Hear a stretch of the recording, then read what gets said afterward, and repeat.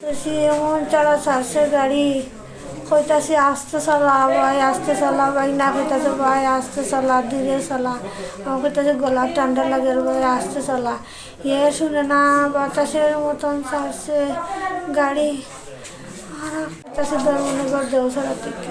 কোন জায়গাতে গেছিলেন? আমরা এখানে আইতাছি আর কি বারিকাপুর তারপর জায়গায় অ্যাক্সিডেন্ট হয়েছে অটো নিজে নিজে টায়ার হচ্ছে।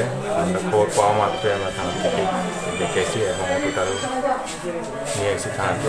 এখন আমি হসপিটালে যারা ইনজুর হয়েছে তাদেরকে দেখতে পাচ্ছি। গাড়িটা কি আনছে না থানাতে আপনারা? হ্যাঁ গাড়িটা নিয়ে এসেছি থানা। কজনে মানে ইনজুর কতজন আছে? ইনজুর তো 5 জন আছে। তারা এখন কি জিবি পাঠাইবো? এটা ডাক্তার দেখবেন, যদি বেশি ইনজুর হলে তো জীবিতে পাঠানো হবে। ঠিক আছে। পেশেন্ট আনা হয়েছে হসপিটালে, আরটিএ হিস্ট্রি দিয়া অ্যাক্সিডেন্ট হয়েছে। তো এর মধ্যে Ratna Debnath 33 years, wife of Gautam Debnath Panisagar থেকে সিভিয়ারলি ইনজুর্ড হয়েছে।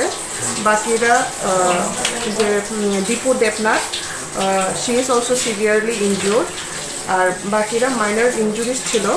তো ওদেরকে এখানে ফার্স্ট এড দিয়ে এখন এট প্রেজেন্ট জিবিতে শিফট করা হচ্ছে ফর ফার্দার ট্রিটমেন্ট। কতজনকে জীবিতে পাঠাচ্ছেন আপনারা?